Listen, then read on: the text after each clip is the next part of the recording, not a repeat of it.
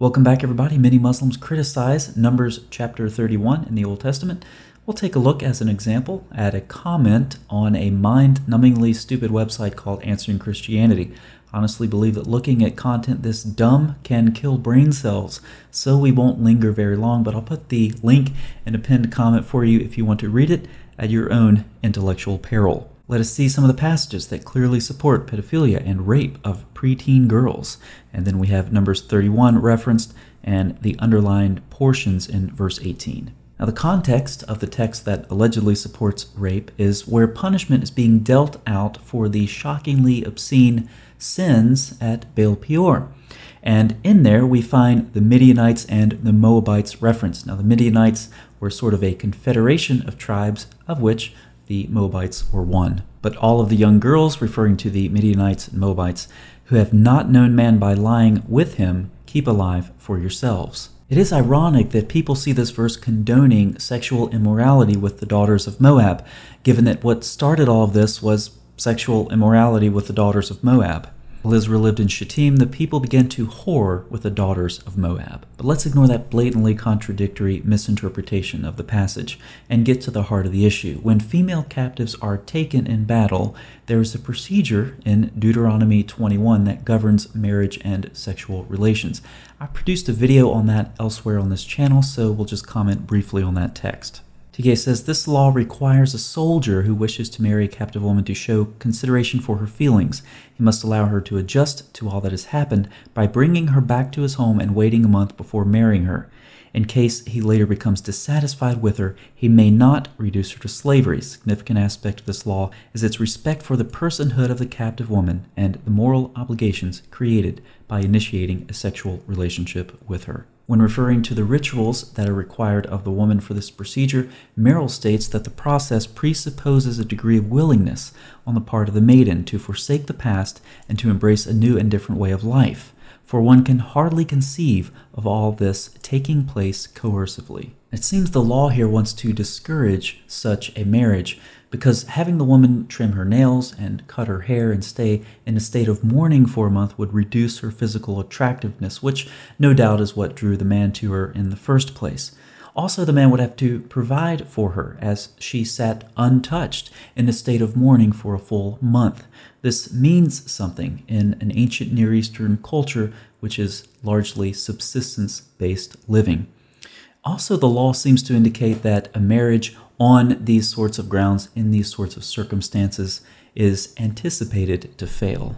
Deuteronomy 21:14 closely follows, but if you no longer delight in her, you shall let her go where she wants. You shall not sell her for money, nor shall you treat her as a slave, since you have humiliated her. Notice the text says you have humiliated her.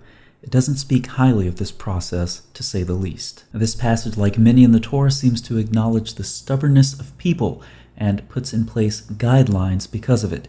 In this case, guidelines to safeguard the personhood of the captive woman. Laws given in this context are reminiscent of what Jesus talked about in Mark chapter 10.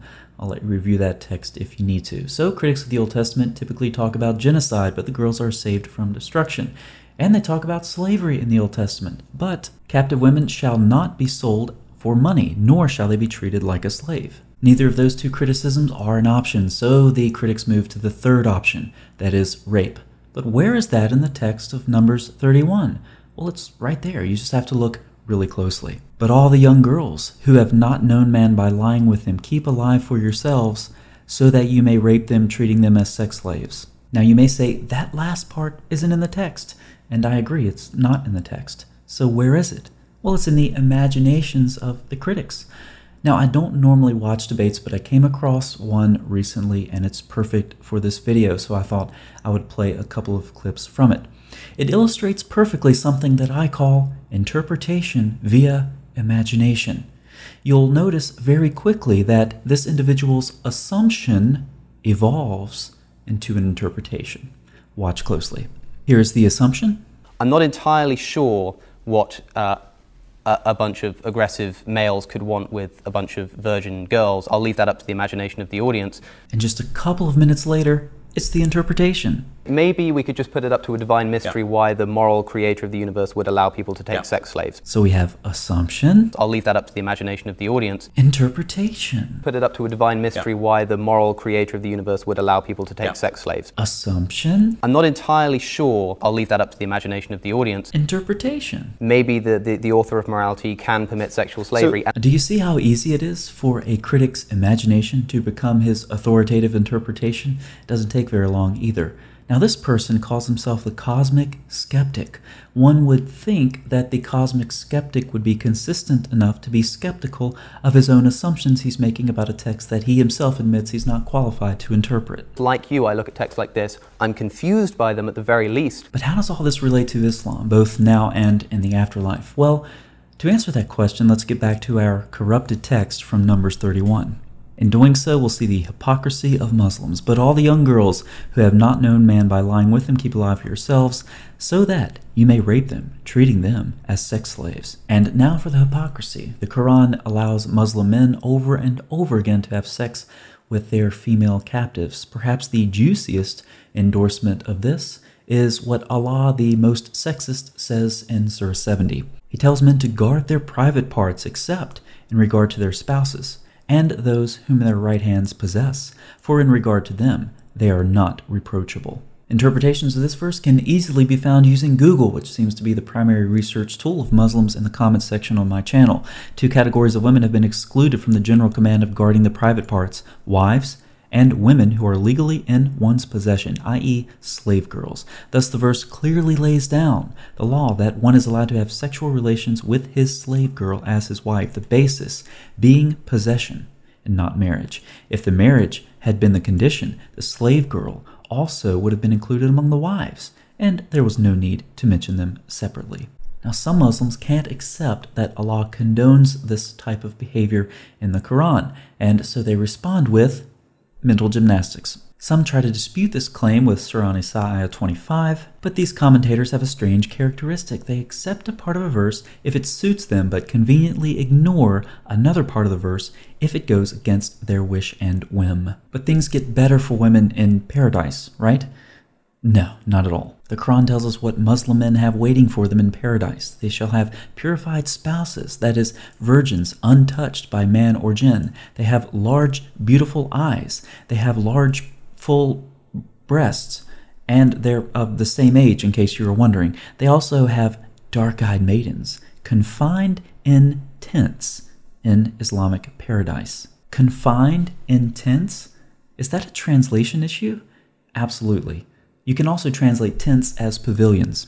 Pure ones confined to pavilions, or fair ones close guarded in pavilions. Notice what some commentators do with this verse. Yusuf Ali, companions restrained as to their glances in goodly pavilions. So he can't accept that these women are confined or restrained, so he says, as to their glances. He just adds it in there, corrupting the Arabic. Tafsir Jalalain elaborates that they are secluded pavilions, and they are made of studded gems. Surely Allah doesn't actually say He approves of all this, does He? Yep, sure does. So let's do a final comparison of our corrupted translation of Numbers 31:18 as well as some of these Quranic texts that we've seen. All the young girls can be kept alive so that you may rape them, treating them as sex slaves. Full-breasted maidens, dark-eyed maidens confined in tents, and guard your private parts except from those women your right hands possess. So we see that there are a couple of differences to note. One of these sources is quite a bit more graphic, describing paradise as a place where full-breasted women are confined under guard so they don't escape. The other one doesn't even exist in the original text. We conclude that the Quran affirms in both this life and the next that captive women are lawful for sexual intercourse. Perhaps compensating for some of the inadequate physical features of women here on earth, Allah has prepared some special women in paradise. They're all of the same age, and they all have beautiful, large, dark eyes and large, full chests, and they're confined in pavilions, and they are kept under guard there, waiting for the Muslim men to come visit them. What Islamic critics see in Numbers 31:18 is in their imagination, but it turns out to be a reality in the Quran. As for our corrupted text in Numbers 31, it's only corrupted in the imagination of critics. Thanks for watching.